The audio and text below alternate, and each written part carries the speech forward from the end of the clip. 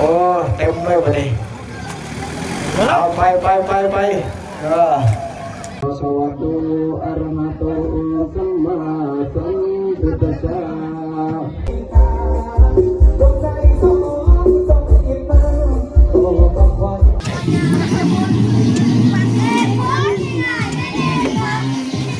ประมาณนี้เลย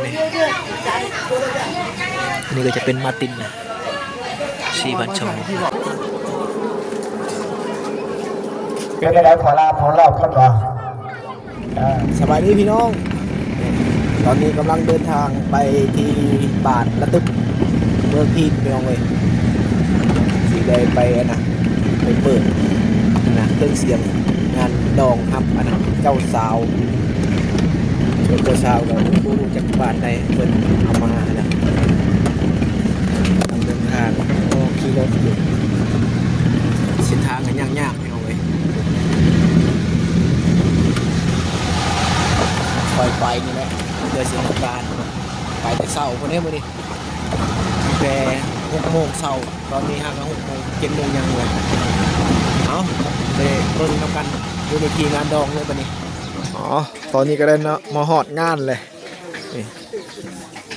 ทางคุณกำลังเฮ็ดกินได้พี่น้องเลยนะบรรยากาศก็ยังเงียบเงาอยู่เพราะว่านะทางแขกเจ้าสาวยังไม่ได้มาฮอดจะเอาเครื่องเสียงลงก่อนพี่น้องเลย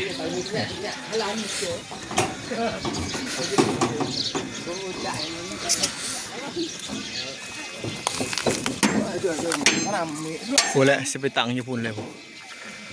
ตอนนี้ฮะก็เลยตั้งตูเบสเสียงกลางยังพอแล้วคุณกำลังนะแขกกำลังเขามานั่งโต๊ะนั่งตังกินข้าวแขกก็ได้นะติดตั้งสำเร็จเลยพี่น้องเลยจะได้เซ็กสาวแบบนี้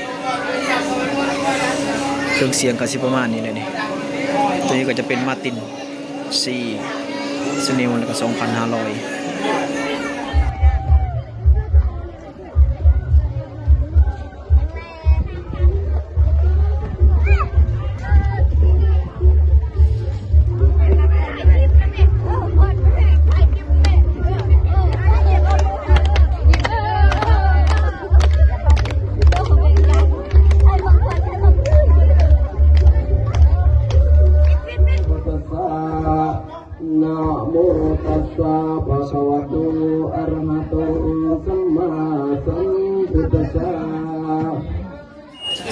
เอาทุกท่านเนาะเจ้าบ่าวเจ้าสาวกับเก่ามาหอดแล้วพี่น้องเองเอาสุดใส่เร็วเรียกเร็วงานเร็วพี่น้องเจ้าบ่าวเจ้าสาวดีอนาคตหน้าพระทางเนอะเอาทุกท่านเนาะน้องมูเจ้าสาวเป็นยังไงมาไล่หรือเปล่าขันมากพอเห็นเสือมาซะเนาะนี่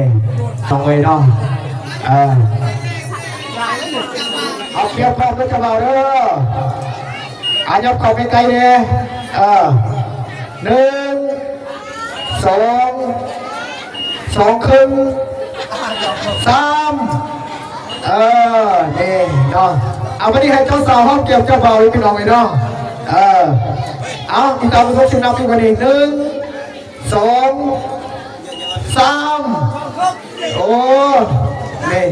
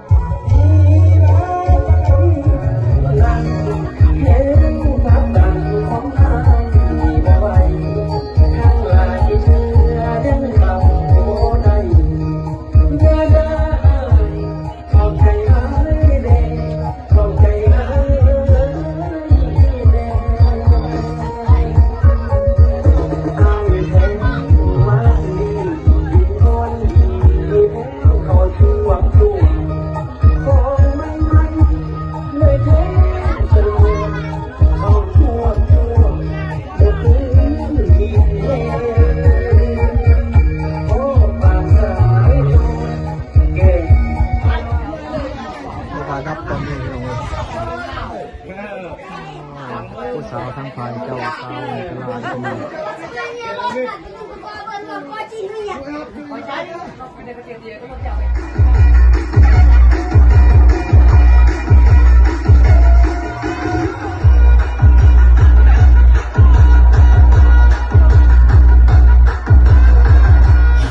นนี้ก็ได้เวลาเลิกงานแล้วพี่น้องเอ้ย5:17 โมงปลายนี่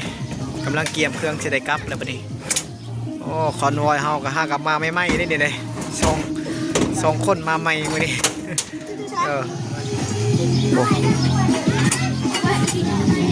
เก็บตู้เก็บอันนะเมื่ออะไรปะนี่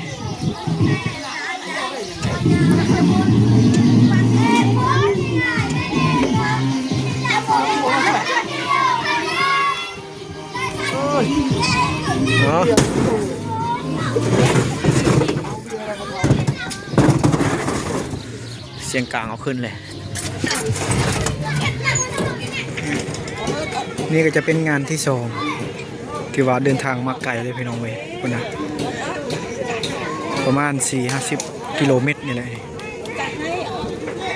ทางหน้าก็จะเป็นนั่นนะบ่อนค่ายเครื่องของอันนะเขาเจ้า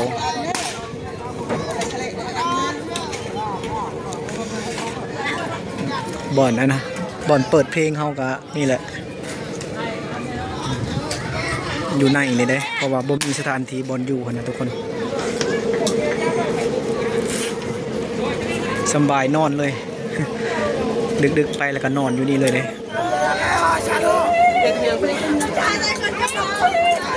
ว่าสักเมื่อวันเที่ย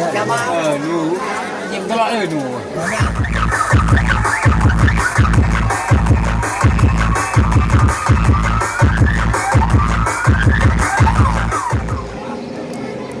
ตอนนี้กับบรรยากาศตอนเช้าพี่น้องเว้ยอากาศมันหนาวแห้งโต๊ะเต้นกับบ่มีเพราะว่าบ้านนอกเขาเจ้าบ่ได้เศร้ามากพี่น้องคนละทางเคยก็จะอยู่ทางเฮือนนั่นแหละที่ว่าเขามุงนะมุงผาบัดนะทุกคนเลย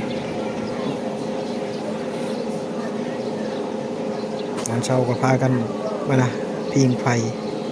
บรรยากาศมันก็สิหนาวนี่อากาศเย็นอยู่แถวบ้านนอกนี่เพราะว่าป่าดงยังอุดมสมบูรณ์อยู่ทุกคนนี่เอาไก่ได้ผู้สาวมือนี่คักอยู่บ่โอ้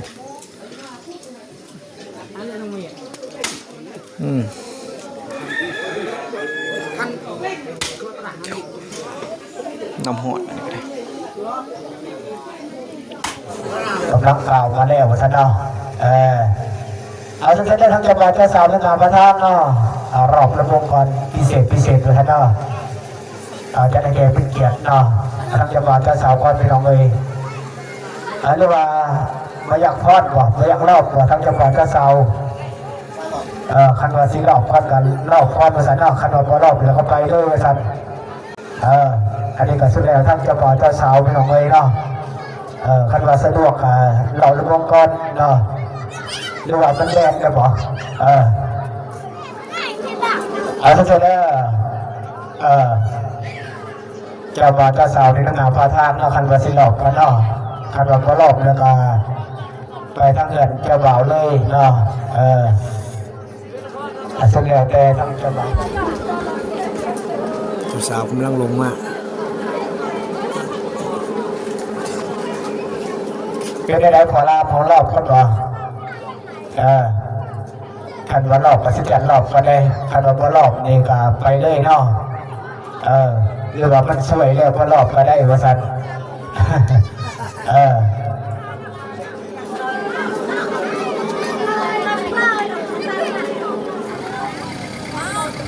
ขี่ดีๆเด้อรถนะเด้อจับแน่นๆได้พอเนาะเพราะว่าเส้นทางมันก็ยากในเรื่องว่าซั่นเนาะเด็กน้อยบ่ไปก็ได้เด็กน้อยเพราะว่ามันเหลือรถแล้วพี่น้องเองเนาะเอาแล้วนะบ่ทางซูเปอร์เพิ่นสิออกรถเดี๋ยวได้พี่น้องเด้อจังไดก็เกียมเนื้อเก็บตัวแน่จับไปแน่นๆประสันโอ้เอาค่อยๆได้ซูเปอร์เด้อ เออก็ได้รถโมไฟแล้วก็ดิโอ้ดิมันนักตัวเนาะลงยังจัง10 คนเนี่ยมันก็จังสิบนักมาสั่นโอ้เต็มเลยวันนี้เอาไปจะส่งเจ้าสาวเลยปะนี่ตอนนี้ก็ได้มาหอดเดือนแล้วพี่น้องเว้ยเครื่องเสียงปกไว้เพราะว่าขี้พุ่นหลายคันโบปกนี่เต็มเลยขี้พุ่นยังทันเอาลงช้ำพากันมาหอดเอาสำหรับคลิปนี้กับโบมียังหลายสิได้จบไว้ชั้นนี้ก่อนโอกาสหน้าพอกันใหม่ทุกคนเลย